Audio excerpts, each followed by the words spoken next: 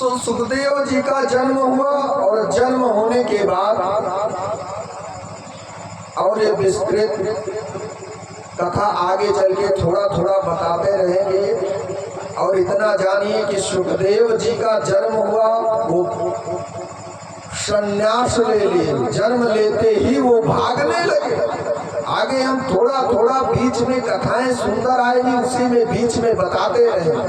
फिर वो जाकर शांत रूप से नैमिषारण्य में पहुंच गए। कहाँ पहुंच गए सुखदेव जी? नैमिषारण्य क्षेत्र में। ये महाराज जी हैं बड़े भाग्यवान। ये जब कोरोना लगा तो कोरोना के बाद भी नैमिषारण्य में हम लोग एक जजमान थे बिहार के, उनको श्रीमद् भागवत नैमिषारण्य में सुनाए। स्वामी जी सुनाए, हम थे, ये महाराज जी थे महात्मा हमारे, जिनको मैं कथा सुना रहा हूँ। भागवत का पाठ भी किए, बड़े सुंदर से भाव भजन किए, खूब गोमती में डुबकी लगा लगा कर नहाया। 7 दिन कथाएं सुना। उसके बाद मैंने इनसे कहा कि परम भाग्यशाली मानो वो है इस मृत भूमि पर जन्म लेने के बाद उसका कुल वंश, बेटी बेटा आदि इतना भाग्यशाली है। और इनके पित्र, आपके महात्मा पित्र भी बड़ा परम भाग्यशाली हैं। तो ये बोले कैसे? हमने कहा जीवन में एक बार तीर्थ में भागवत सुननी ही चाहिए। तो बोले श्रीमद् भागवत मथुरा वृंदावन में सुने और श्री राम कथा अयोध्या में, शिव पुराण काशी में सुने और नैमिषारण्य में तो श्रीमद् भागवत नहीं, कुछ भी सुनिए, कोई भी पुराण सुनिए। वहाँ 88,000 महर्षि हैं जिनका ये आकाश पाताल पृथ्वी ये तीनों प्रलया काल में 7 बार ये डूब चुकी है। कितनी बार? 7 बार। 8वीं बार ये पृथ्वी बनाया गया, आकाश बनाया गया और पाताल बनाया गया। 14 तल्ले का ये मकान है जिसके हम मृत भूमि में रह रहे हैं। अच्छा, हम पूजा पाठ बहुत करते हैं। सुखदेव जी तो जन्म लेकर चले गए, वो उसी परमात्मा को ढूंढ रहे हैं, अभी बताते हैं। और हम लोग इस भूमि पर बैठकर गुरु आदि संत ब्राह्मण आदि बड़े बड़े विद्वान हैं और सब कुछ जानने के बाद भी हम जान नहीं पाते, अज्ञान बस अपने पूजा पाठ आदि क्रिया कर्मों में मन लगाए रहते हैं। लेकिन गुरु दीक्षा नहीं मिली है तो कल्याण नहीं हो सकता। बिना गुरु के ज्ञान का आपकी कोई काम पूर्ण हो ही नहीं सकता। जिस शरीर पर तुम नाच करते हो, वो कल हमने बताया कितनी भी सुंदर शरीर, लेकिन इसको एक दिन मिट्टी में मिल जाना, चाहे 60 पर हो चाहे 70 वर्ष की हो। ये भी आएगी कथा, तब आगे बताएं क्या क्या लोग लगाते हैं, कैसे मिट्टी में मिल जाता है। तो 88,000 महर्षि ऐसे हैं जिनका कभी मृत्यु ही नहीं होता, परम भाग्यशाली है। क्यों नहीं होता? वो सब इन्हीं भागवत को ग्रहण किए हैं। अब इन्हीं कृष्ण की लीला के लिए सुखदेव जी का जन्म जैसे हुआ तैसे वो भागने लगे।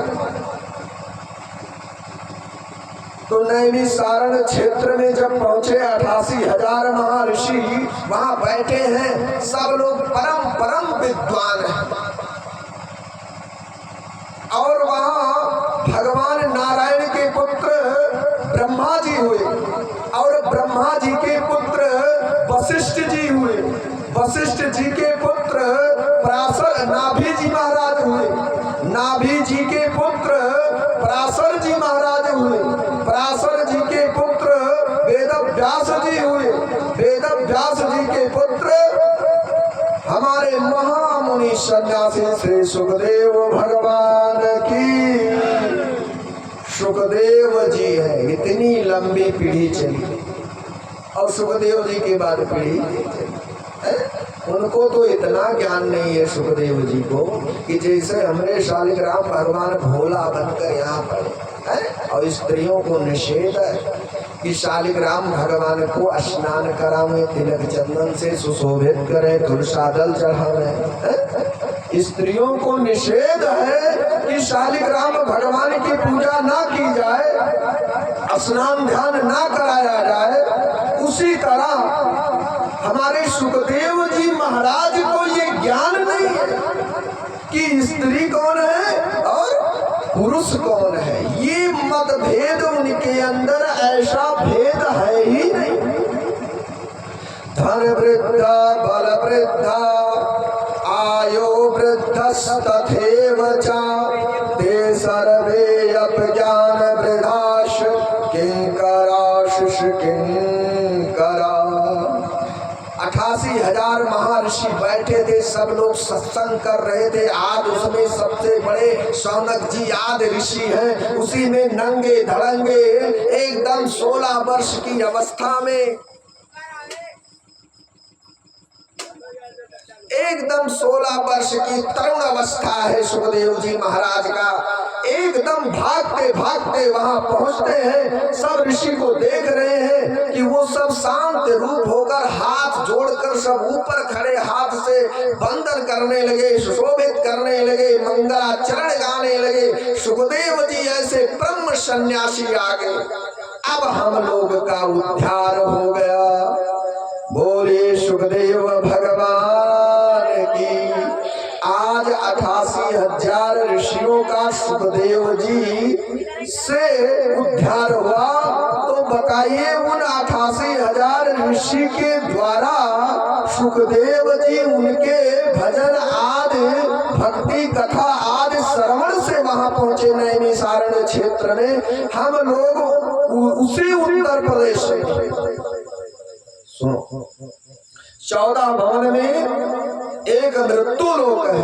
मृत्यु लोक में 7 पहाड़ 7 समुद्र है। 7 पहाड़ों में से प्रथम पहाड़ है जम्बूद्वीप, ये राजा है। जम्बूद्वीप पहाड़ के पास हिमालय महाराज राजा है। पहाड़ों 7 पहाड़ों के राजा हिमालय जी महाराज है। और उस हिमालय के अंदर जम्बूद्वीप है। जम्बूद्वीप के अंदर एक छोटा सा टुकड़ा, मान लीजिए कि जैसे हजारों लाखों करोड़ों, हमने कल बताया कि भगवान नारायण के शरीर में 3.5 करोड़ रोए हैं और एक रोए में करोड़ों ब्रह्मांड, करोड़ों पृथ्वियां लुढ़क गई हैं। तुम बताओ कि किस पृथ्वी में हो। पूजा पाठ कथा भागवत आदि सब कुछ आप संकल्प कर लीजिए, लेकिन आपको ये ज्ञान नहीं है कि मैं किस लोक में हूँ, किस जगह पर हूँ। तो आपका भगवान दिन भर आप कथा सुनाओ, दिन भर फोटो चंदन लगाओ, हनुमान जी का चमेली के फूल बढ़िया सिंदूर घोर घोर खूब लीपन करा, वो कुछ जाने वाला नहीं है प्रभु। इसीलिए फल मानव को नहीं मिलता। तो जम्बूद्वीप है। जम्बूद्वीप में एक भारतवर्ष है। 3 लोक है। 3 लोक में एक मृत्यु लोक है। मृत्यु लोक में एक जम्बूद्वीप है। जम्बूद्वीप में एक भारतवर्ष है। भारतवर्ष में एक उत्तर प्रदेश है। उत्तर प्रदेश में एक गोंडा जनपद है, गोनार्द जनपद है। उस जनपद के अंदर एक हरना टायर ग्राम क्षेत्र है। पुजारी बनकटवा, पुजारी पुरवा है। चमदई नदी के उत्तरायण लगभग 500 मीटर पर एकदम नदी के तट पर ही स्थित है। उसके गांव के एकदम पूरब ईशान कोण पर माधवराम मिश्रा का घर है। लगभग 40 बाई 40 के आसपास मकान है। पश्चिम दिशा की तरफ मुख्य द्वार है। उस बरामदे में व्यास पीठ बनाया गया है। पंडाल बड़ा सा बना है।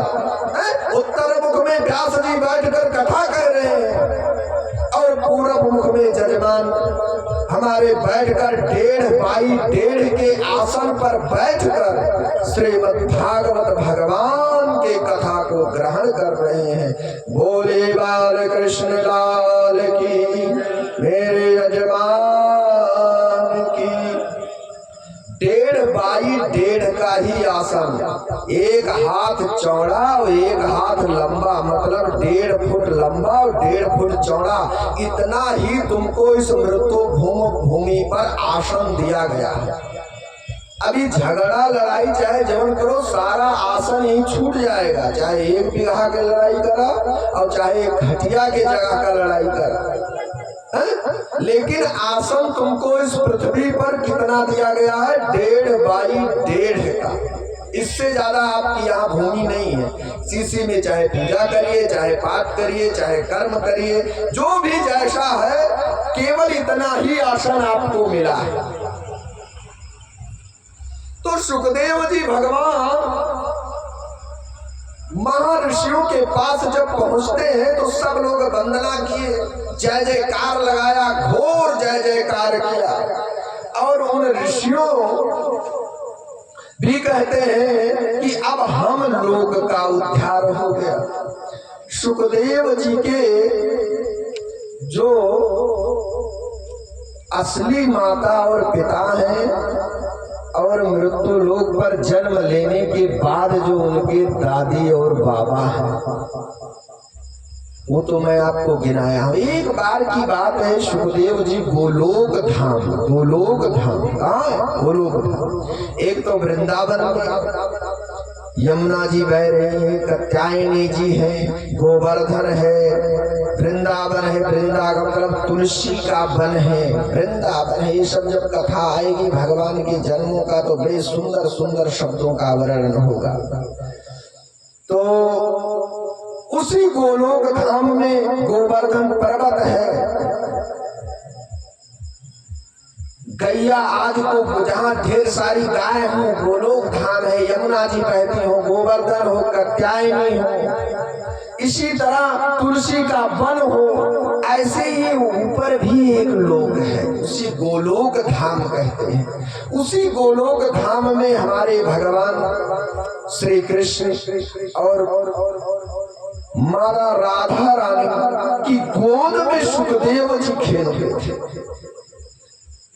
तो सुखदेव जी से राधा रानी कह रही है कि बेटा तुम मृत्यु लोक चले जाओ, और मृत्यु लोक चले जाओ और मेरे नाम भक्ति का प्रचार प्रसार करो। जितने दुखियारे हैं, जितने लोग दुखी हैं, किसी ना किसी प्रकार का मन खिन्न रहता है, कमाते हैं, खाने की व्यवस्था नहीं हो पाती, और खाने की व्यवस्था हो जाए तो सोने की व्यवस्था नहीं हो पाती, सोने की व्यवस्था हो जाए तो कमाने की व्यवस्था नहीं हो पाती, कमाने की व्यवस्थाएं हो जाए तो पढ़ाई आदि, ये सब बच्चों का कर्म एकदम शुद्ध मन से वो नहीं रह सकते, कुछ ना कुछ मन खिन्न रहता है। तो मेरे भक्ति का तुम लाला प्रचार करो। सुखदेव जी कहते मैया मेरी बस की नहीं है। बोले मेरी बस की नहीं है, मैं नहीं जाऊंगा मृत्यु लोक में। बोले क्यों नहीं जाओगे? बोले जो है ना आपके वो मायापति है ना, जो आपके वो मायापति। बोले कौन? अरे कहने वही मायापति जो आपके साथ हमेशा बांसुरी बजाया करता। तो बोले तो उनसे क्या दिक्कत है बेटा?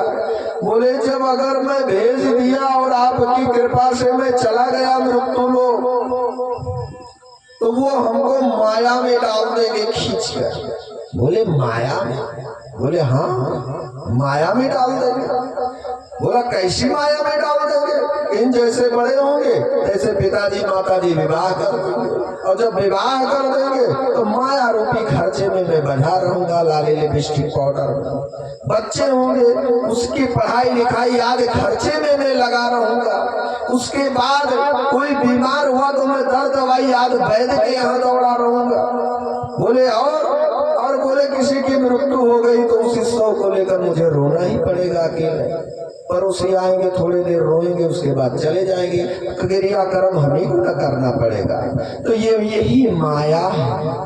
तो इस माया से मुझे मुक्ति करा दो मैया, तो मैं मृत्यु लोक में चला जाऊंगा। जन जन में मैं आपके भक्ति का का प्रचार करूंगा। मैया बोली तुम जाओ जाओ, तुम्हें माया नहीं सताएगी। बोले मैया मैं आपकी बात को नहीं मान सकता, अब मैं आप उनकी बात को टाल नहीं सकता। बोले कृष्ण की बात को मैं टाल नहीं सकता, अब आपकी बात को मैं मान नहीं सकता। बोले तब क्या करूं? बोले जब आवे तो उनसे पूछ लो कि अगर ये मृत्यु लोक में जावे मेरी भक्ति का प्रचार करें तो इन पर किसी प्रकार की माया ना हो। तो जब भगवान आए, ध्यान से सुनो, नहीं ये सोच रहा हो तो सोते रह जाओ, भगवान आ रहे। भगवान जब आए तो राधा रानी कहती है प्रभु बताओ, अगर मेरा लाला मृत्यु लोक पर जावे और मेरे नामों का भक्ति प्रचार करे तो उस पर माया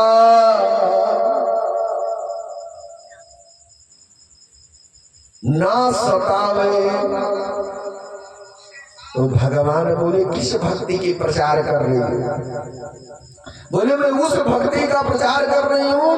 बहुत पहले आपने एक बार कहा था जब मैं आपकी सेवा कर रही थी, उस सेवा दौरान आपने ही कहा था कि हे देवी एक बार तुम मृत्यु लोक चलो। उस मृत्यु लोक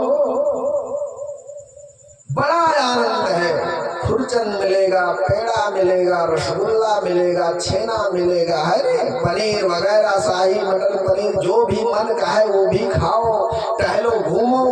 तब तुमने क्या बोली थी कि मैं नहीं जाऊंगा गोलोक धाम छोड़कर, इतना सुंदर गोलोक धाम है, मैं नहीं जा सकती मृत्यु लोक में, वहां क्या है? सिर्फ माया है प्रभु, आपकी माया भी मुझे सता लेगी, जकड़ लेगी अपनी माया में। और जब आप जकड़ लेंगे अपनी माया में तो हम भी सुखदेव की तरह रोने लगेंगे, तो हम वहां क्या कर पाएंगे गोविंद?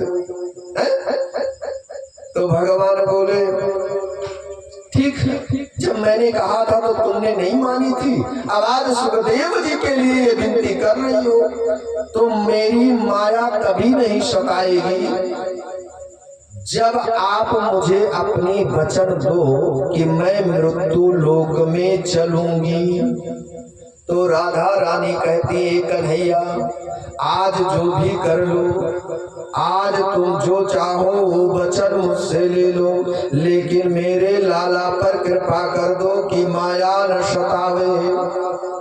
भगवान ने कहा जाओ, तेरा लाला मृत्यु लोक में जाएगा। ऋषि महर्षि आज बड़े बड़े सब लोग, वेद वेदांत मंत्र परिषद आज सब उनके दादा बाबा पर बाबा आज सब लोग उनकी मंगलाचरण करेंगे, उनकी फूलों से बरसाएंगे उनको और बड़ा वंदना करेंगे। भगवान की बातें को सुनकर राधा रानी ने बहुत खुश हुआ और सुखदेव जी को वचन दे दिया कि ए पुत्र तुम जाओ पृथ्वी पर। अब भगवान ने वचन में क्या लिया?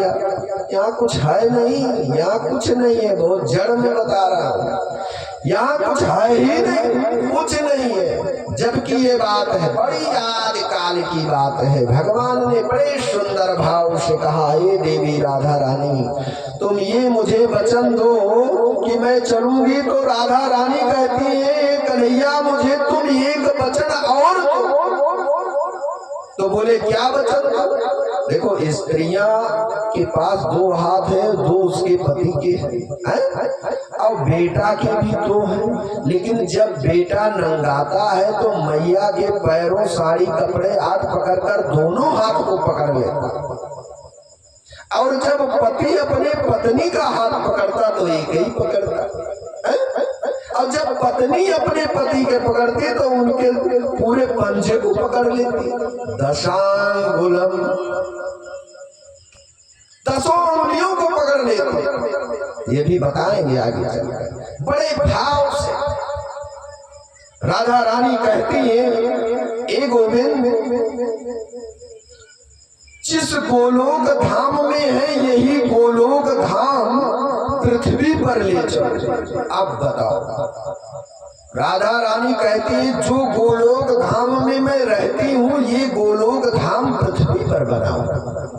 तो भगवान ने कहा तथास्तु। तब भगवान ने यमुना जी का वर्णन किया। ब्रह्मा जी से कहा यमुना जी को भेज दो, बड़ा सुंदर बना यमुना जी। उसके बाद कात्यायनी माता कन्याएं उनकी पूजा कर कर अपने वर को प्राप्त कर गई। सीता जी नहीं गई थी फूल चढ़ाने कात्यायनी माता को, तो राम जी को पाया। रुक्मणी जी गई कात्यायनी को कि मुझे शिशुपाल से विवाह ना हो, मेरा विवाह मेरी कृष्ण से हो। उन्होंने पत्रिका लिखी थी, कहा जाएगा सुनाया जाएगा, ब्राह्मण के द्वारा पत्रिका लिखी थी। कात्यायनी माता की पूजा की। गोवर्धन है, वृंदावन है, बड़ा सुंदर सुंदर गोलोक धाम है, हजारों करोड़ों गायें हैं, बाल बाल है, सब सुंदर गोलोक धाम भगवान ने इस पृथ्वी पर स्थापित कर दिया। और वृंदावन को भगवान का कंठ कहा गया है। जो श्रीमन नारायण है, श्री हरि है, भगवान विष्णु है, जिस नारायण के द्वारा ये सृष्टि रचाई गई है, उन्हीं नारायण का ये कंठ है। मथुरा वृंदावन, ये क्या है? वृंदावन कंठ है, भगवान का कंठ है। समझ रही हो नहीं समझ रहे हो? कंठ, वो पूरा वृंदावन, यमुना, कात्यायनी, गोवर्धन आदि जो कुछ भी है गोलोक धाम वृंदावन, वो भगवान का साक्षात कंठ है। जो गला के अंदर कंठ बोलता है आवाज खूब सुंदर, वही आवाज रूपी कंठ है वृंदावन। और नासिका, ये जो नाक है भगवान की, उस नाक को काशी कहा गया। भगवान नारायण की नाक है काशी। देखो मथुरा हो चाहे हरिद्वार हो चाहे अयोध्या हो, यहाँ के महात्मा पंडित आदि विद्वान किसी ज्योतिष को विचार करने में जब फेल हो जाते हैं तो उस शब्द को वो काशी भेज देते हैं कि ये इसको सिद्ध करेंगे काशी के पंडित। तब वो कहते हैं ये त्रिशूल की, भगवान शिव के शंकर के त्रिशूल पर बसी ये नगरी काशी भगवान नारायण की नाक है। वो चाहे गलत विद्वान उत्तर दे दे, उसको सिद्ध कर दे, चाहे सही कर दे, चाहे मध्यम कर दे, वही जो निर्णय कर देंगे काशी के विद्वान, वही माना जाएगा पूरे भारत में। तर्जनी अंगुली पर भगवान के दाहिनी हाथ पर तर्जनी अंगुली पर सुदर्शन चक्र, नारायण के तर्जनी अंगुली में सुदर्शन चक्र वास करता है, धारण करते हैं भगवान। उस सुदर्शन चक्र पर भगवान श्रीमन नारायण, लक्ष्मी नारायण भगवान राम जी के रूप में दशरथ के यहाँ जन्म हुए, प्रकटे हुआ भगवान का। वो अयोध्या नगरी सुदर्शन चक्र पर स्थापित है। और एक बात बताऊं, अयोध्या भगवान नारायण का ललाट है। क्या है? भगवान का मस्तक है। संसार में तुम कहीं न जाओ स्नान करने, धन दौलत आज कुछ नहीं है, बहुत परेशान, गिरते पड़ते कहीं यहाँ से कितना दूर है, 30-35 किलोमीटर, 10-11 कोस, लिटते पड़ते गिरते पड़ते किसी तरह से जो तुम पैदल चले जाओ श्रद्धा से। एक बार अयोध्या में तुमने स्नान किया सरयू में, पूरी जीवन कर पाओ या न कर पाओ, चाहे किसी से बताओ या न बताओ, जो दुख रहा है, जो दुख है, वो रोना है, बताना है तो तुम अपने राम जी से कहो। तर्जनी अंगुली पे भगवान के दाहिने हाथ तर्जनी अंगुली पर चक्र सुदर्शन वास करता है। धारण किए उस सुदर्शन चक्र पर अयोध्या नगरी वास करती है। तो बताओ सुदर्शन चक्र हमेशा चलता है कि नहीं चलता है? तो वो सुदर्शन चक्र आपके जीवन के समस्त काम, दोष, रोग, भूत, प्रेत, आधा बाधा, ये मानसिक दोष है। जब आप शुद्ध क्रिया नहीं करते, खाए के बाद हाथ धुले। अब हाथ जब आप धुले तो चाहे लोटा से धुले चाहे नल पर धुले, तो जब आप धुलने लगे तो आप बैठ कर नहीं धुले। आपको ये भी तो नहीं ज्ञान है कि किस दिन किस दिशा में धुला जाए, ये भी नहीं ज्ञान है, क्योंकि जब सुनोगे नहीं अच्छे ढंग से सत्संग तो जानकारी नहीं होगी। हर चीज की जानकारी होनी चाहिए। धीरे धीरे सुनने से ही ज्ञान प्रकट होता है। भागवत सिर्फ ज्ञान ही देता है, ये कुछ देता नहीं, सिर्फ ये ज्ञान देगा। उस ज्ञान के द्वारा आप अपनी संपत्ति को अर्जित करें। आप क्या अर्जित करना चाहते हैं ये आप पर है। बेटा बेटी, घर मकान, विवाह, नौकरी, पढ़ाई, ये सब आप स्वयं अर्जित करें। ज्ञान देता है। अर्जुन को भगवान ने यही कहा, हे अर्जुन तुम धनुष उठाओ गांडी, ये कौरवों का नाश कर दो। अर्जुन कहे सब मेरे, जैसे आप लोग कहते हो सब हमारे ही, ये सब कुछ हमारा। ऐसे बोले भगवान अर्जुन से कि ये कुछ नहीं तुम्हारा है, मैं ही राजा हूँ और मैं ही प्रजा हूँ, मैं ही मंत्री हूँ, मैं ही दास हूँ, मैं ही सोफा सेट और डबल बेड बनाया, मैं ही फॉर्च्यूनर हवाई जहाज एक गाड़ियां मैंने ही बनाई, मैंने नदी आज समुद्र का वर्णन किया, मैंने आज पढ़ाई कर डिप्टी आज कलेक्टर डीएम ये सब कुछ जो पर मंत्री विधायक आज जो कुछ भी बनाया जाता है, प्रभु कहते हैं अर्जुन ये सब मैंने ही यहाँ बनाया और मैं चला गया। नहीं मानो को मेरे पुत्रों को क्या पता कि क्या खाना है क्या पीना है। और पहले हम लोग 5 में पढ़ते थे 98 में, तब हम लोग इतिहास पढ़े हैं, उसमें आदि मानव का निर्माण हुआ। वो लोग कच्चे मांस का भक्षण करते थे। थोड़ा थोड़ा ज्ञान हुआ, पुरानी पाता वाता आगे पीछे अपने शरीर को ढक लेते थे, कच्चे मांस का भक्षण करते थे। कहीं धीरे से पत्थर आज बहाने लगे, खेलने लगे, आज जैसे बैट बॉल वॉलीबॉल बच्चे खेलते ऐसे पत्थर खेलने लगे। पत्थर के चोट से चिनकी निकली, जो पत्तियां वन में आज पड़ी थी उसमें आग लग गई, उसमें जो जीव आज मरे थे वो मांस जल गया, भूख लगी और उसको खाए तो बड़ा बड़ा स्वाद लगा। जैसे आलू की ताजी खोदी जाए और उसको बढ़िया से काट कर सब्जी बनाई जाए तो अच्छी नहीं लगेगी, फरार अच्छा नहीं बनेगा, चाहे सेना नमक डाला चाहे जितना घी डाला। और देखा आज तो 99 नहीं 999 हमारी माताएं आज को नहीं आता कि फरार कैसे बनाया जाए। आलू की फरार, चाहे सूखा आलू पका हो चाहे कच्चा, क्योंकि वो हरा मिर्चा ले आए कार्यक्रम बाबा अदरक धरा है, बस वो हरियर मिर्चा से छौंक, बस जैसे हरियर छौंक वैसे पंडित तो गड़बड़ खाए सब हरियर हो गई। इसलिए लाल से लाल मिर्चे पके से दाल बनाई जाती, छौंकी जाती है, और लाल ही मिर्चा से फलहार आलू का बनाया जाता है। यही भागवत देता है। क्या देता है? आलू। जैसे श्रीमद् भागवत का निषेध है कि पूष मास में नहीं सुना जाता, केवल 11 महीने भागवत सुननी चाहिए। पूष में दोष है, पूष में भागवत नहीं यजमान को सुनाई जाती। इसी तरह ये आलू है, ये आलू कब निषेध है? सिर्फ बैसाख, आधा बैसाख मान लो आधा जेठ मान लो। क्यों? गर्मियां बहुत तगड़ी पड़ती है, धूप बहुत तेज होता है और सूर्य के तपन के प्रकाश से पृथ्वी का जो जलवायु तत्व है ये नीचे की तरफ भागता है, भाप बनता है तेजी से, तो आदमी को उमस होने लगती। गर्मी वो पेड़ की तरफ भागता, पंखा की तरफ भागता, पंखा फैन अपने हाथ से भी झलना शुरू कर देता है। ज्यादा हो गया बोला सूर्य ऊर्जा का प्लेट लगाओ, एसी लगाओ, कूलर लाओ, तमाम व्यवस्थाएं करने, कुछ करने की जरूरत नहीं है।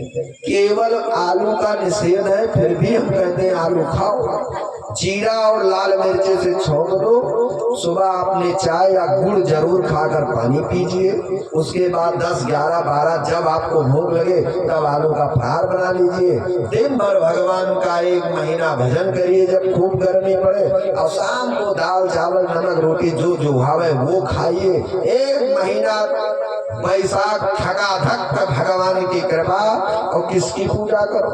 इसमें नरसिंह भगवान की पूजा की जाती है। वैशाख मास में भादों में द्वादशी तिथि को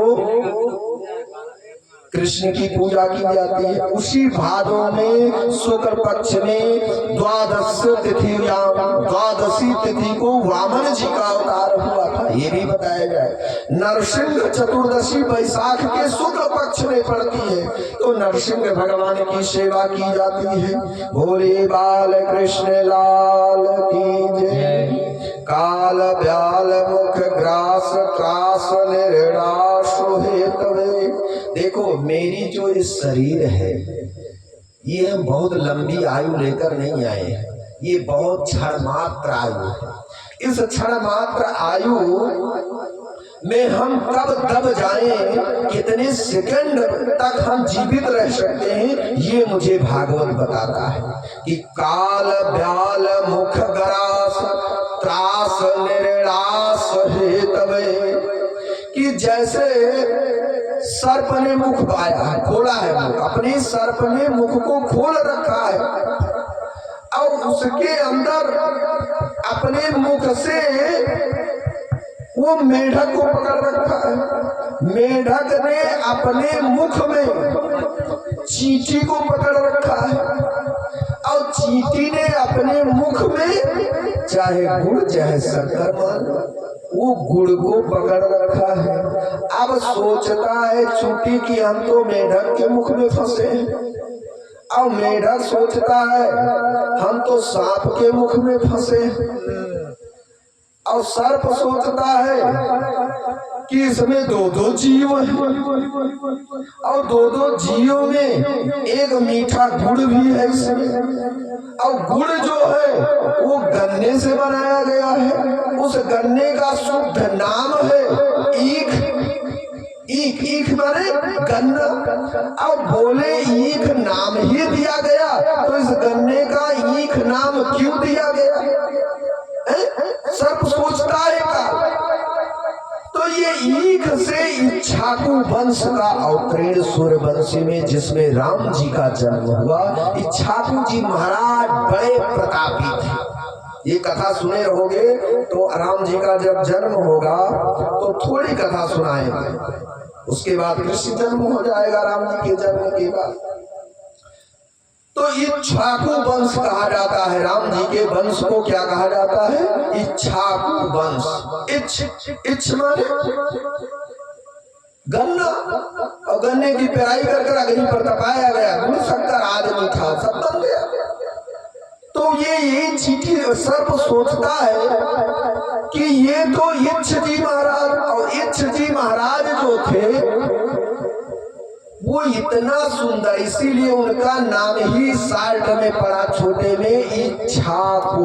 वाकु मतलब होता है शब्द, शब्द मैंने बोला राम, तो ये जो शब्द वाणी निकली ऐसे इतने मीठे बोलते थे इक्ष्वाकु जी महाराज कि सारी प्रजाएं और देश विदेश के लोग भी आया करते थे कि महाराज अयोध्या से चले, इक्ष्वाकु जी महाराज से मिले।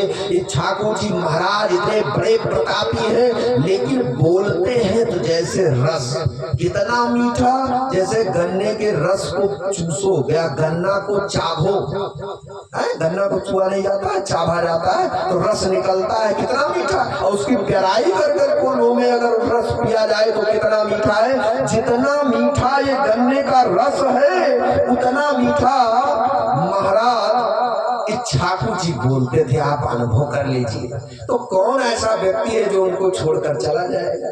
तो सर्प यही सोचता है कि इक्ष्वाकु जी महाराज इच्छ उन्हीं के नाम से गन्ने का नाम इच्छ पड़ा, ईख पड़ा, तो उन्हीं वंशज में राजा हरिश्चंद्र आल रघु जी महाराज बड़े प्रतापी, नगर सगर भागीरथी सब इन्हीं के वंशज है, बड़े बड़े प्रतापी हुए। इसी में मेरे प्रभु का प्रकट है राम।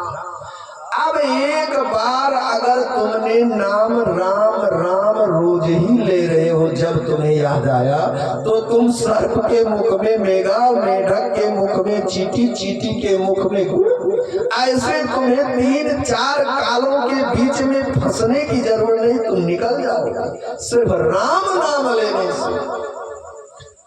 सिर्फ राम नाम लेने से तर जाएगा, हर काम बन जाएगा। बोले श्यामल रामचंद्र की जय। तुम सोचो कि एक क्षण जैसे सर्प ने मुख को बंद किया तैसे मेढक की मृत्यु, और मेढक के जैसे मुख बंद किया तैसे चींटी की मृत्यु। अब चींटी का मुख बंद हुआ तो गुड़ वही तलवे और जीवा में शपथ गया, सट गया, चिपक गया। अब वो तो किसी में स्वाद नहीं। अब बहुत देर बाद जब पहले मेढक खत्म होगा, तब चींटी खत्म होगी, तब तो ना गुड़ का स्वाद सर्प पाएगा। तब तक हो सकता है कोई आवे कुछ भी कर दे। तो जैसे मुख को बंद किया 1 सेकंड, उतने क्षण आपकी आई। और कथा आएगी तब आगे हम बताएंगे कि हम कितना पल यहाँ जीवित रहते हैं मृत्यु लोक में। क्वा सुधा क्वा कथा लोके, क्वा काचा क्वा मणिर महान, ब्रह्मरातो बेचर्वयम् तारा देवांच सुह। सुखदेव जी के पास कोई अमृत नहीं था। नैमिषारण क्षेत्र में पहुंचे सौनक आदि ऋषि 88,000 महर्षि बैठे हैं, लेकिन कोई अमृत का कलश लेकर नहीं गए थे। वो तो ऐसे झूरे नंगे धड़ंगे भागे वहां पहुंचे थे। लेकिन उनके पास क्या था? उनके पास सिर्फ इन्हीं भागवत को ज्ञान था। उनको क्या ज्ञान था? सिर्फ भागवत, ये पूरी भागवत उन्होंने रटी थी, उनको परम ज्ञान था। जन्म लेते हुए भी राधा रानी की कृपा से मृत्यु लोक में वेद व्यास जी के यहाँ जैसे उनका जन्म हुआ तैसे वो भागने लगे। अब भागने पर वो खोजते हैं किसको? भगवान। भगवान कहाँ मिलेंगे? सुंदर सुंदर ये भागवत की कथाएं कहाँ मिलेंगी? लेकिन ये उन्हें ज्ञान नहीं था कि हम भाग रहे हैं बाहर, लेकिन ये भागवत ही मेरे पिताजी के पास ही है। सुखदेव जी को ये ज्ञान नहीं, वो तो भागे जब जन्म हुआ।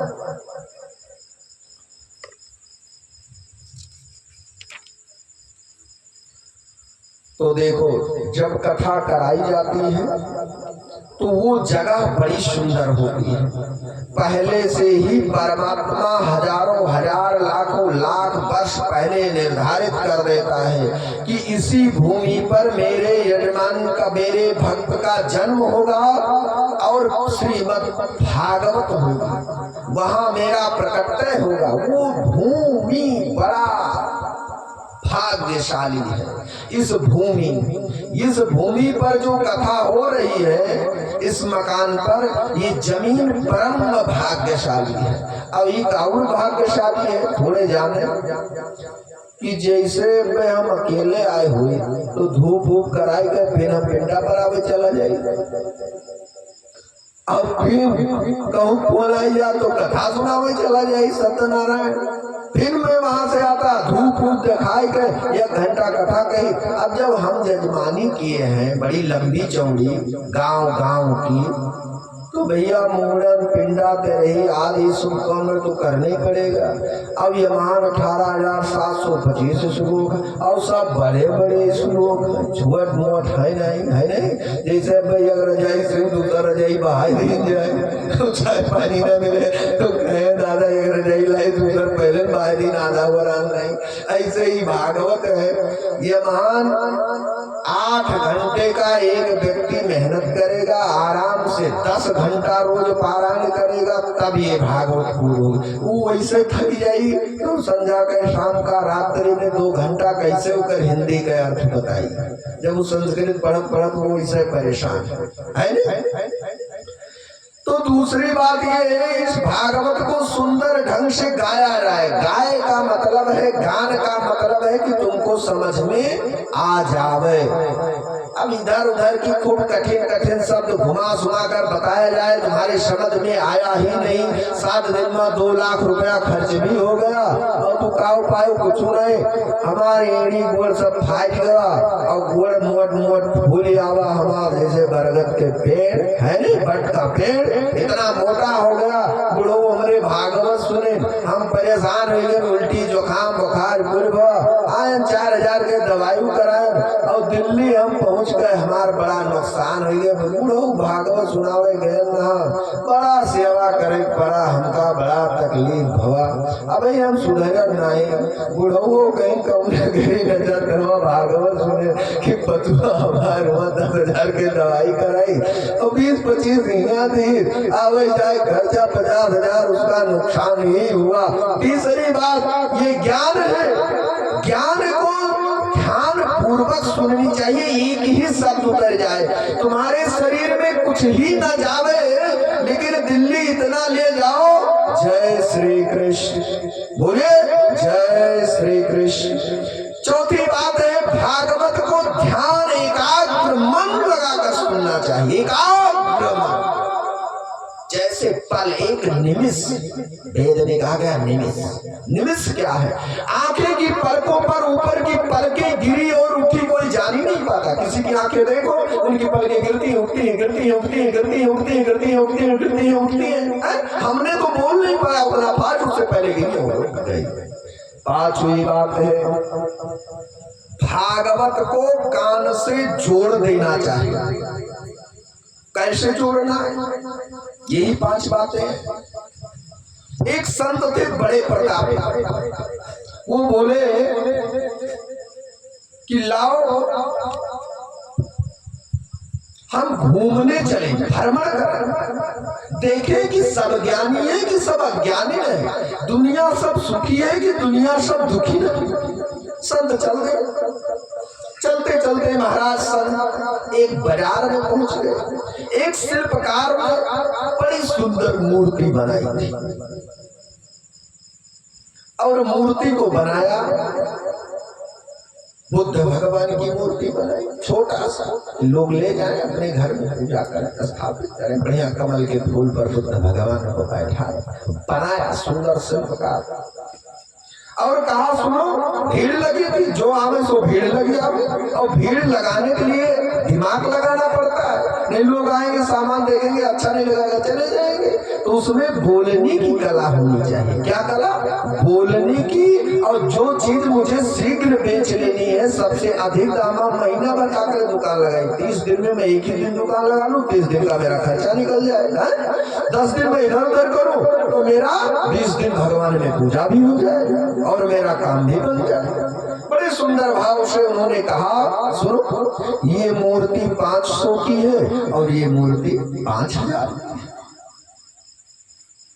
अब यही बात गई तो जो लोग आवे उठावे और देखें, उठावे और देखें। बोले देखो, उतने ग्राम का ये है, उतने ग्राम का ये है, जितना चौड़ा ये है, जितना लंबा, जितना मोटा, सब कोई फर्क नहीं है।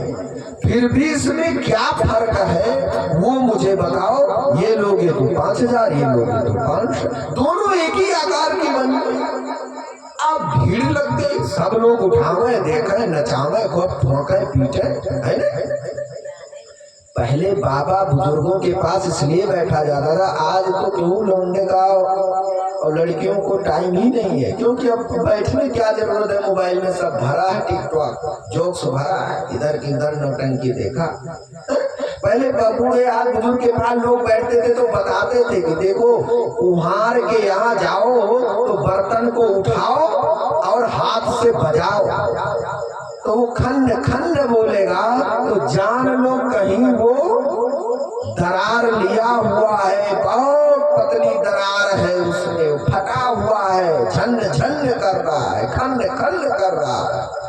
और बोले जब खट खट की आवाज आवे, भड्ड भड्ड की आवाज आवे, आवाज समझ में ही ना आवे, और समझ में आ जावे तो फिर भी समझ में ना आवे, तो बोले ये फूटी टूटी नहीं, ले चलो इसमें खाड़ रखेंगे, इसमें राब रखेंगे। ऐसा खाड़ राब दू तरह बनत रहा, तब फिर ढीली बनत रही है। एक और कुछ हुआ था, भेली बनाई जाती थी, भेली के बाद एक मुरमुरा बनाया जाता था, उसको पता नहीं क्या कहते हैं, फिर खाड़ खाड़ मोटा गाढ़ा, फिर राब पतली रोटी से लोग खाते थे, है ना? इसी तरह खूब सुंदर ढंग से बताया। तो महात्मा जी महाराज उस बाजार में पहुंचे, भीड़ लगी थी। बोले भैया क्या चीज की तकलीफ है, आप लोग काहे को भीड़ लगाए हो? बोले महाराज ये बात है, ये 500 की है, ये 5000 की है। महाराज जी ने दोनों मूर्ति को उठाया और नचाया भन्न से, चारों तरफ नचाया। नचाने के बाद अपनी झोली से सुतली निकाली, और जब सुतली निकाली तो उन्होंने सारे सुतली को, मूर्ति को देखते हुए सुतली को खूब ऐंठा, और जब खूब ऐंठा तो सुतली हो गई सीधी, धागा धागा हो गया सीधा। और जब सीधा हुआ तब कान में डाले। बोले कहीं और छेद तो दिखाई नहीं देती मूर्ति में, कान में ही छेद है। तो तुम्हारे लोग के पास देखो कान ही सबसे बड़ा है। तो ऐसे जब वो कान में सुतली डाले, दाई कान से डाले तो बाई कान की तरफ निकल गया। बोले 500 की है। और जब दूसरी मूर्ति उठाई, दाई से डाले तो नाभि तक चला गया, नाभि तक। और जब नाभि तक गया तो बोले 5000 की, और कहकर तब चल दिए। तो शिल्पकार ने कहा चरणों में गिरकर, ए बाबा तुम जा रहे हो, इतनी तो बता कर जाओ कि तुम कैसे जाने 5000 की है ये 500 की है। तो बोले ये लोग पहले चिल्ला रहे थे, रात दिन 2-4 लोग हमको बताए कि 500 की मूर्ति है, 5000 की है, पता नहीं चलती कि कौन फर्क है इसमें कि ये 5000 वाली है, ये 500 वाली है। हमने भैया सुना था, तुम जाओ, मेरा टाइम ना बर्बाद करो। देखो संतों का एक क्षण और अन्न का एक दाना बर्बाद नहीं करना चाहिए, कर नहीं बर्बाद करना चाहिए, वो आदमी को दोष लगता है। इसी तरह कहा नहीं बाबा ये कन्फर्म कर दो, हमने तो बनाई है लेकिन हमने इसकी अर्थ नहीं जान पाई। पता नहीं परमात्मा की क्या कृपा हुआ कि मेरे हृदय में आया और मैंने बना दिया। संत ने कहा सुनो, भगवान की कहीं कथा हो तो हजारों हजार श्लोक हैं, भगवान के हजारों नाम हैं, हजारों गुण हैं, हजारों लीलाएं परमात्मा किया है। उन लीलाओं में कोई एक लीला मुझे बराबर याद है, उसी लीला को रोज हम गायन करें। ऋषिकेश बद्री नारायण जगन्नाथ कपिल भगवान, गंगा सागर में है कपिल भगवान, श्री रामचंद्र कृष्ण भगवान की, ऐसे ऐसे जगन्नाथ आदि को 2-4 जो भगवान के 10-20 नाम याद हो उन्हीं को गायन करते रहे। नहीं याद है तो बोले श्रीमन नारायण नारायण, नहीं याद है तो बोले राम राम राम राम। तो बोले कि यही बात है, जिनको याद नहीं है एक कान से सुने एक कान से निकाल दे तो उनका कहते हैं ये पता नहीं कौन नक्षत्र में जन्म ले लिए, हमारे बेकार है। तो कोई आएगा तो बोलेगा भैया मान दान के बिना लड़का बाहर पैदा नहीं हुआ है। तो कोई ना भैया माने ना कि कुल बंद चली आए, लेकिन कहा करो गांठ है, ये कोई काम सुनता ही नहीं। तो बोले कान से निकालना नहीं चाहिए, कोई ना कोई चीज हृदय जो सुने और जो करे फिर भी ना हृदय में रख ले, वही ज्ञानी, वही 5000 की कीमत है। तो जो लोग सुनी हैं और सेवा करने आई हैं, सेवा कर रही हैं, उनकी सब कीमत 5000 है। ये जाने रहा विदाई के दिन मीठा थोड़ा, चाहे 100 ग्राम मिले चाहे 2 किलो मिले। यहाँ से मैं आज ही बता देता हूँ कि भंडारे के बाद 2 ही सामान मिलेगा। जो पात्र है, बेटी बेटा नाती पोता है, उनका मिठाई और पैसा मिलेगा। और जो बहू अगर आई है कहीं से तो उनका खाली मिठाई मिली, टाइम से जाइए तो, और नहीं 2 दिन आराम करे लागे, कहीं बहन किया और मायका गए तो मिठाई भी लुप्त हो गया। बोले बाल कृष्ण लाल की, सीधे जाना पड़ेगा।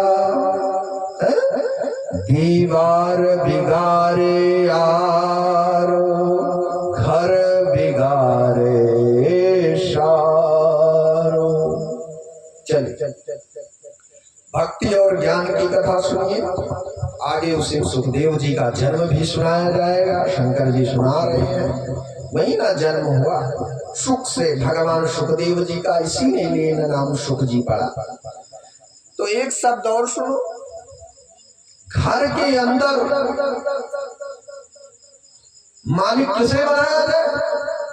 मालिक उसे बनाया जाए जिसके हाथ में पैसा बराबर आती है, मालिक उसे बनाया जाए। जो कमाता ही ना हो उसे मालिक का बनाओ।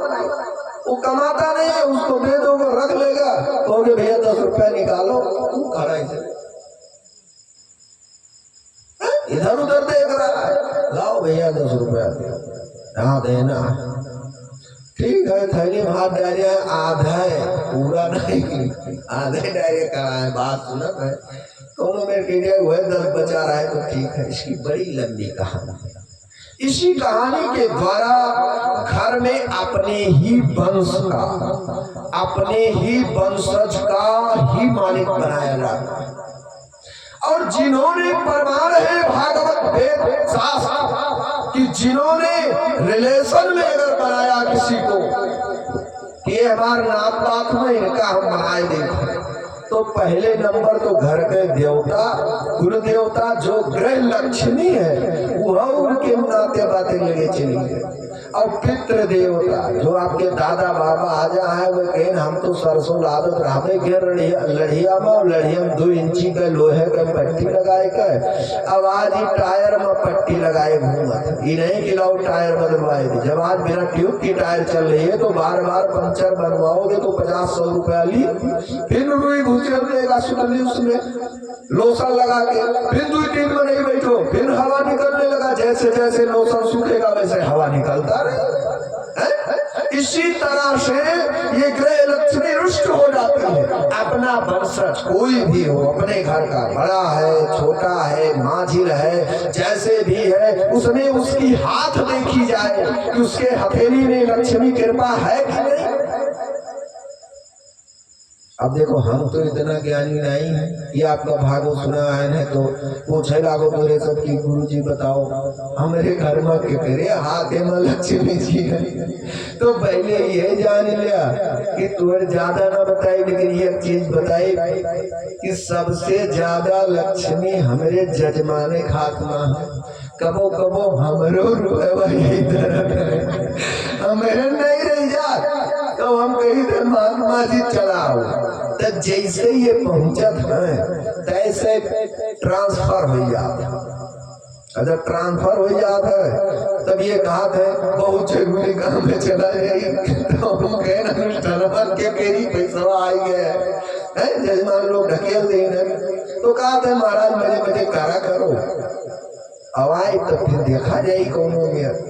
तो इनके लक्ष्मी हाथों में नाचती नहीं है। जो लोग अगर 10 दोगे तो ये तुमको 20 बना कर देंगे, ये मैं व्यासपीठ से कहता हूँ। जे जे इनके जियत भर, भाई तो हम 2 दिन पचैन वैकुंठ भेज दिया। 5 दिन के अंदर जे अपन घर द्वार बिया गवन सीखे हुए थे, इनके साथे बैठ के सब अपने पिताजी ससुर जी के साथे सलाह कही, नहीं मैंने स्वर्गों में उत्तम स्वर्ग इनको दिया है। कौन सा स्वर्ग? वैकुंठ पति स्वर्ग। ये भी कथा देंगे हिरणासुर हिरण्यकश्यप का जन्म कैसे हुआ, रावण कुंभकर्ण का कैसे हुआ, शिशुपाल वक्रतंत्र का कैसे हुआ। कथा तो बहुत है, लेकिन सुने बैठो तो हम सुनाई। 4 घंटा सवेरे सुनो, 5 घंटा संध्या, 9 घंटा तो समय दे करो। यह अंगूठा बचाए रहो, हम नवे मांगी थे एकलव्य की तरह वो न दे जो हमका कि मैं कार हो गया। बोली बाल कृष्ण लाल की जय। तो घर में सबसे पहले हमने बताया कि मालिक बनाया भी जाए तो मान ब्राह्मण को। अगर मान लो आपका भांजा है, नाती पोता है, पढ़ा लिखा है, समझदार है, दौड़ने लायक है, तो राजकोष उसी को दे दिया जाए, भैया तुम संभालो, हम कहाँ ले दौड़ा रहा अपन हिसाब। लेकिन साले को न दिया जाए, ये जान लीजिए। हमारा घाटा हुआ और बड़ा लंबा घाटा हुआ। अब बताओ महाराजों की जब कुल काम छोड़ के जिंदगी भर के सारा काम सब मन मुक्त होकर हमने सब कुछ अपना भगवान को समर्पण किया। 18 साल हो गए। हमको कौन जानता? सबई जाने जे सब आवत है, आवत है सब की दालिम छोड़ के गाय रात में कंडा पर लकड़ी पर सुल गाएगी जब सब सोई जाए। परमात्मा की माया इतनी बड़ी हम भी नहीं जानते। नौकरी हमारी 3 लगी, 6 महीना सरकारी नौकरी किया, हमने किसी से हल्ला नहीं किया। माता और पिता हमारे जाने 6 महीने किया। उत्तराखंड में हमारा ट्रांसफर हुआ, PCS रंग के अधिकारी मैंने हुआ, अभी भी हमारे पास कार्ड रखा हुआ। उसके बाद हमने कहा नहीं, हम नहीं जाएंगे। माता जी हमारी रोने लगी कि भैया ये लोग हो ये वैराग्य धारण के लिए, तो तुम चला जाओ तो हम क्या करें? तो हम कहा हम तो पकड़े नहीं।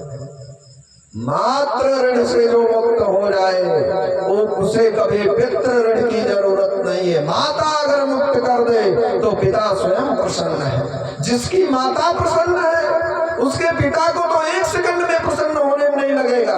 कहो मैं बताऊं रास्ता, तुम्हारे पास पैसा है फेंक दो, हुए चाहे जे हुए दूरते प्रतन, चिंता न करो, ले पिताजी कितना पैसा ले आजे बताए जैसी व्यवस्था उतना में। अभी ना कहो हम थामे और काल भंडारा या सामान लाओगे तो 2000 दे दो, जब 50,000 के सामान आई तो हम क्या करिए? अब 2000 आएंगे। हम भागवत सुनी कि हम क्या कर्जा हेली, तो जैसे कर्जा ले क्यों तो पुण्य पाएगी भागवत में। इसीलिए जो व्यवस्थाएं हो वो भागवत से पहले ही क्लियर कर लिया जाए, विवाह से पहले ही क्लियर कर लिया जाए। इसलिए अपने घर का ही मालिक बनाया जाता है। और उदाहरण है, देखो शिशु को दुर्योधन का मालिक के रहे, उनका मामा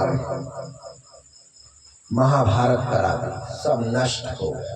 घर में तमाम प्रकार की अलमारियां निकाल दो। हमारे जजमान का जो नाती है बहुत ब्रिलियंट है, उसके दिमाग को पकड़ना समझ लो अपने पैर की 10 उंगलियों में से 5 उंगलियां कटवा दी।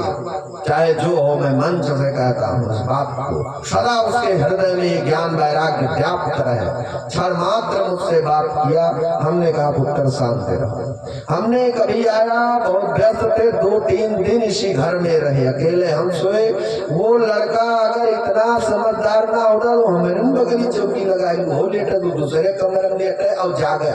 हमने एक दिन 2 बजे रात्रि को आया, अब वो मोबाइल लगाकर कथा भागवत भक्ति आज भजन सुन रहा था। कहा कि भैया देखा हम तो गुरुजी आपका इंतजार कर रहे थे और कि आप फोन करेंगे, हम आएंगे रिसीव करने।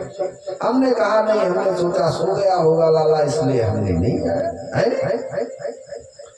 थोड़ी थोड़ी सुनते चलिए, अपने हृदय में ज्ञान को बटोरते चलिए। उन्होंने अपने मकान के अंदर बनवाया, एक भी अलमारी नहीं है, एक भी छज्जा टाड़ नहीं है, खाली चारों तरफ से दीवार और मुहारा, बोले दरवाजा है और कुछ है ही नहीं, केवल खिड़की डोर है, डोर खिड़की, विंडो, विंडो माने खिड़की, डोर माने दरवाजा, इतने है। अब लोग हमसे कहने लगे कि भैया देखा महाराज जी इसमें कुछ बनवाया नहीं, अपने मन का बड़ा हजी लड़का है।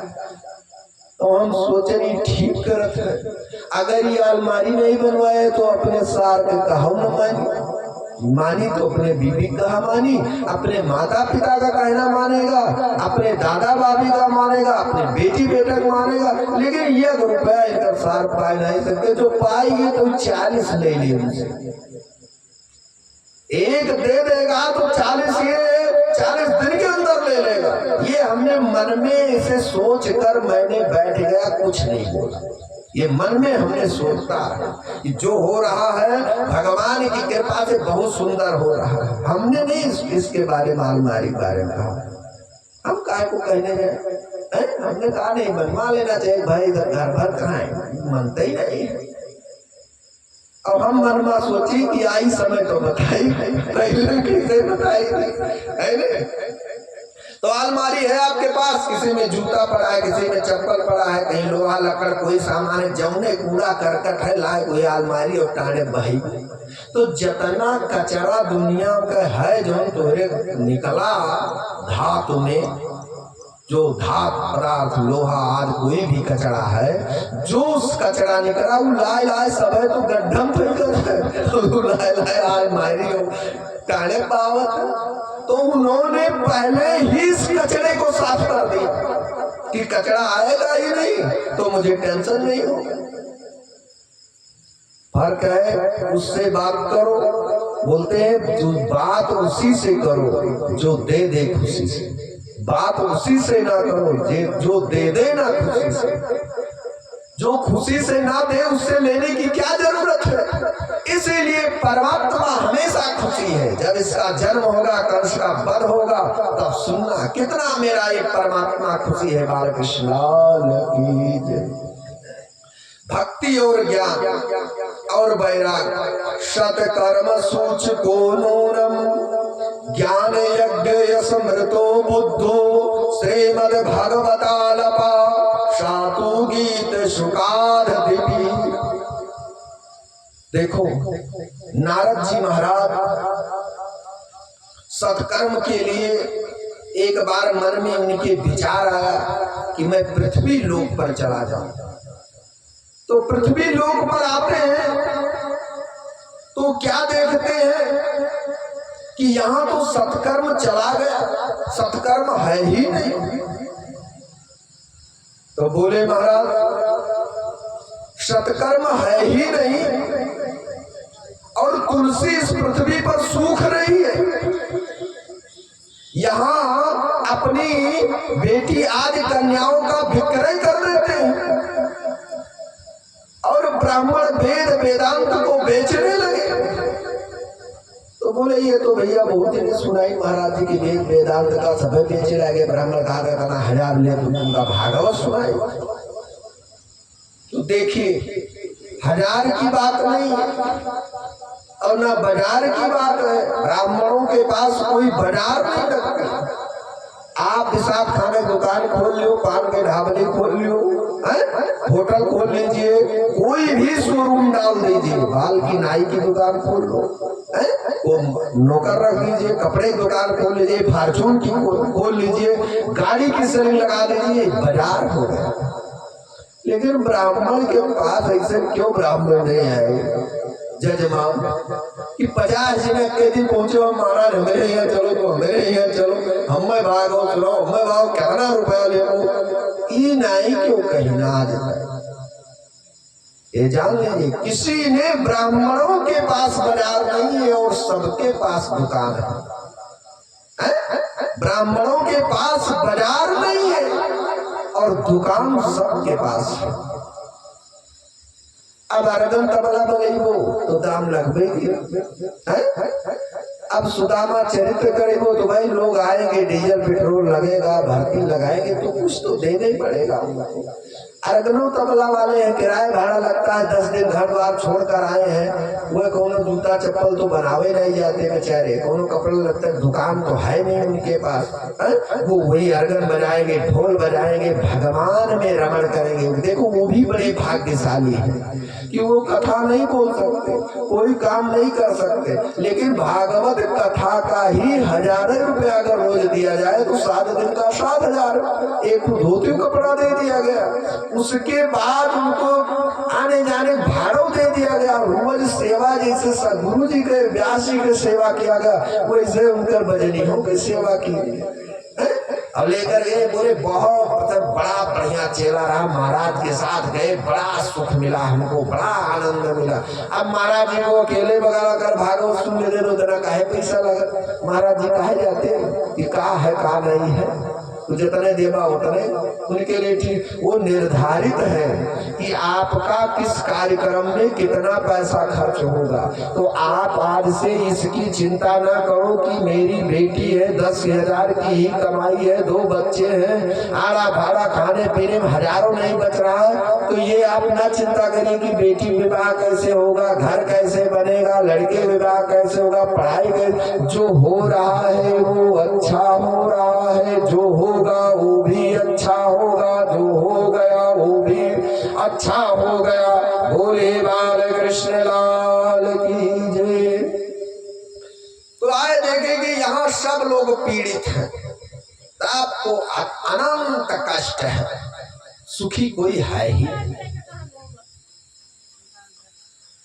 घूम रहे भगवान नारद जी महाराज, थोड़ा 2 मिनट सा कीर्तन कर लीजिए भजन, उसके बाद कथा सुनाकर महात्म्य को आज खत्म करना है। फिर प्रथम स्कंद की कथा कल से चलेगी।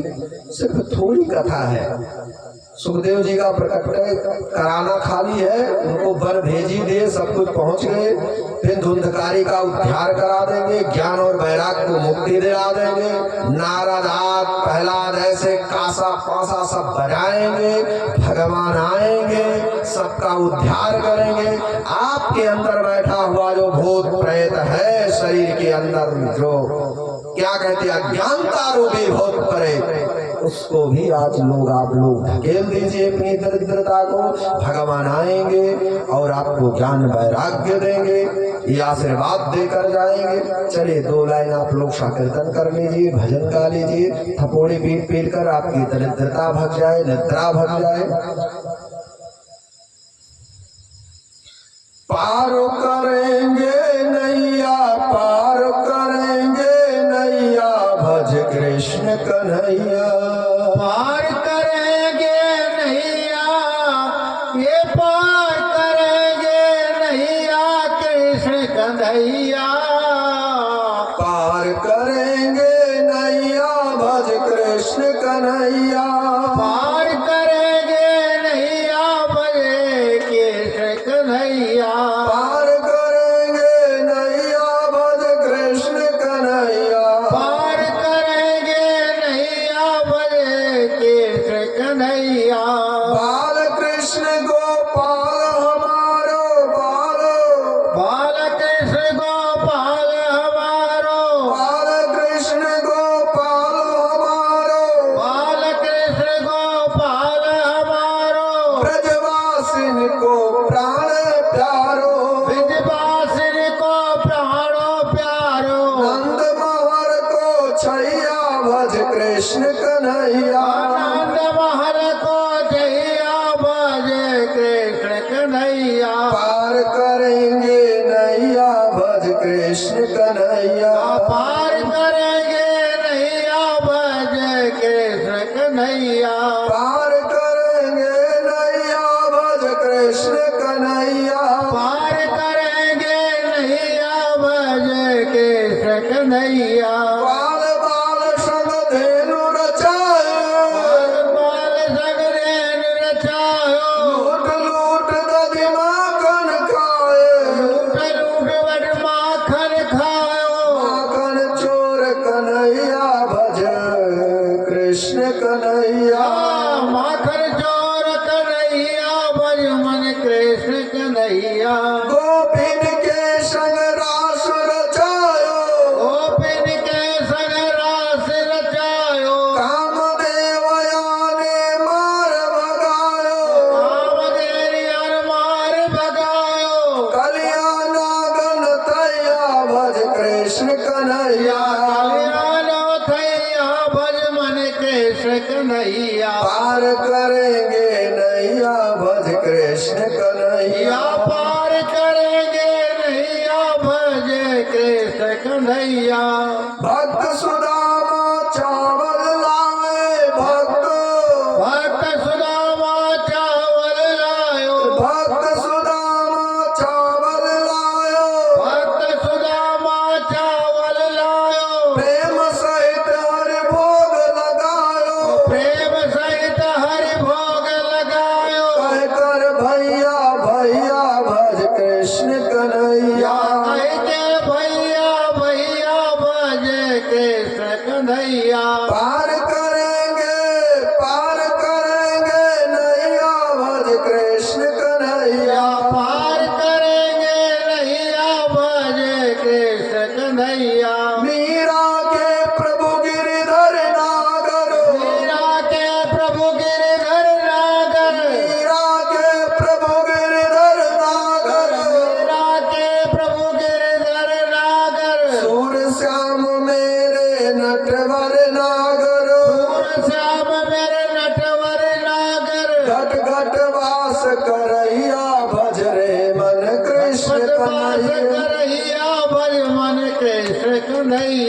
पार करेंगे नैया भज रे कृष्ण कन्हैया। पार करेंगे नैया भज कृष्ण कन्हैया। बोले बाल कृष्ण लाल की जय। भद्रा तटे पूर्वं भूत पातन्नमुतं यत्र वर्णाम स्वधर्मेण सत सत कर्म तत्परः। देख बड़ी सुंदर कथा आती है महात्म्य के अंदर श्रीमद् भागवत में। तुंगभद्रा नदी के किनारे एक उत्तम नगर था। बड़ा धर्म का पालन करने वाले वर्णाश्रम श्री महाराज आत्मदेव जी सुंदर ब्राह्मण थे। वेद वेदांत मंत्र ज्ञान भक्ति सत्संग कथा भागवत सबकी ज्ञाता थे। बड़े सुंदर तप करते थे। उनकी पत्नी का नाम है दुधुली।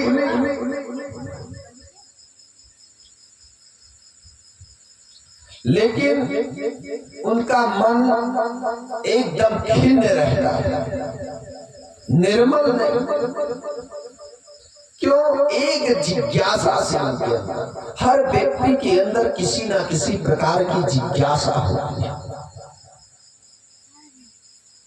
तो वो सोचते सोचते कुछ दिन बीत गया।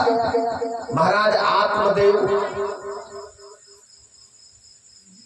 और पत्नी को बेटा नहीं, और घर में गाय है वो भी दूध नहीं देती, उसको भी गर्भ धारण नहीं है।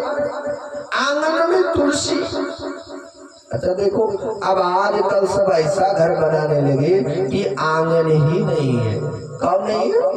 आंगन नहीं है। जब आंगन नहीं है, हाथे में कंगन है, खाली चूड़िए नहीं है।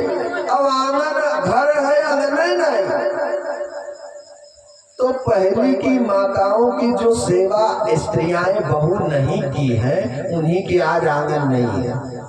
जो पहले की बहुएं थी वो अपनी सास की सेवा नहीं की, और कुछ लोग अभागे थे कि सास थी नहीं, आई तो तुरंत मर गए। तो उनको सिखावे कौन? पड़ोसी तो उल्टे बात बताए। ऐसा समझिए, एकदम प्रत्यक्ष प्रमाण।